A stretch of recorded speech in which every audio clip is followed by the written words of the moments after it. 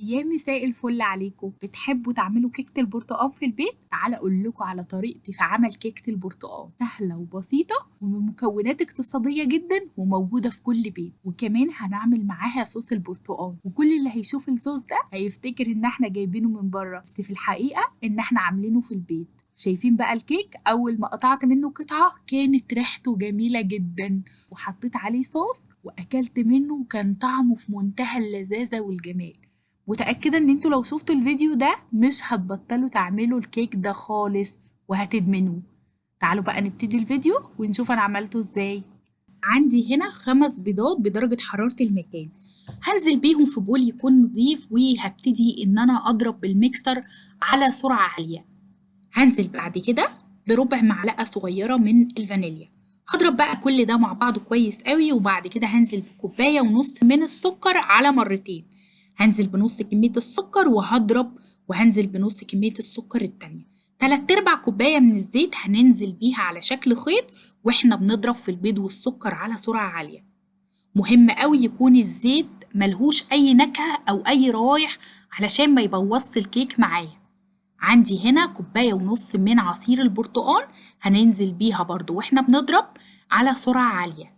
ومهم برضو يكون عصير البرتقال فريش، ويكون ليه نكهة حلوة وريحة حلوة. نركن بقى الخليط على جنب، وبعد كده هنجيب بشر برتقانتين، وهنجيب بشر البرتقال ونبتدي نفرمه بالسكينة فرم صغير، وناخده ونحطه على خليط السائل، ونضرب بالميكسر برضو ضربتين 3 كده علشان كل حاجة تمتزج ببعض والروايح تمتزج ببعض. عندي هنا 3 كوبايات من الدقيق الأبيض هنخلهم. مهم احنا ننخل الدقيق علشان الكيك يبقى هش وفلافي معايا، وكمان عشان لو في اي تكتلات هنحط عليهم معلقه كبيره من البيكنج باودر، رشه من الملح، ورشه من البيكنج صودا. نقلب كل ده مع بعض كويس قوي، وناخده وننزل بنص كميه الدقيق على الخليط السائل، ونبتدي ان احنا نشغل الميكسر على سرعه هاديه، ونقلب بقى زي ما انتوا شايفين بالشكل ده.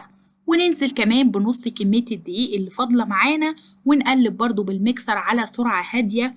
مهم قوي أول ما الدقيق يختفي تبطلوا ضرب في الكيك خالص.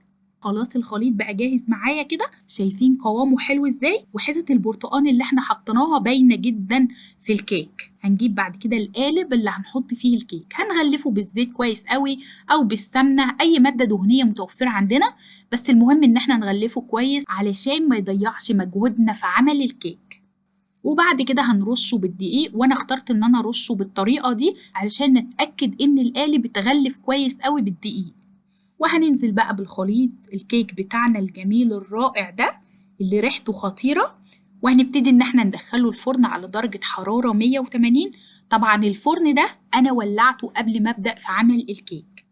هنحطه بقى في الرف اللي في النص، وهنسيبه من 40 ل 45 دقيقة، وبعد كده هنسيبه يهدى خالص أول ما نطفي عليه النار. ومش هنقلب الكيك غير لما يهدى خالص ويبرد معانا علشان ما يبص واحنا بنقلبه. هنقلب بقى القالب زي ما انتوا شايفين طلع معايا بكل سهولة ازاي. كل ده علشان سبت الكيك يهدى معانا قبل ما نقلبه. دلوقتي بقى هنعمل صوص البرتقال. صوص البرتقال ده عبارة عن كوباية كبيرة من عصير البرتقال، تلت كوباية من السكر، وربع كوباية من النشا. هنقلب كل ده على البارد قبل ما نشغل النار. نتأكد ان النشا ده كويس قوي، هنحط عليهم باكت من الفانيليا، ونقلب كل ده مع بعضه كويس قوي. نبتدي نشغل النار ونقلب لحد ما صوص البرتقال يوصل معانا بالشكل ده. هناخده بقى ونفضيه في بول علشان يبرد معانا بسرعة ونعرف نحطه على الكيك. هنبتدي بقى نجيب طبق التقديم، ونجيب الكيك بتاعنا الجميل ده ونحطه في الطبق، وننزل بقى عليه بصوص البرتقال ونغرقه كده صوص برتقال. وجبت هنا قطع صغيرة من البرتقال، وابتديت ان انا ازين الكيك بالشكل ده.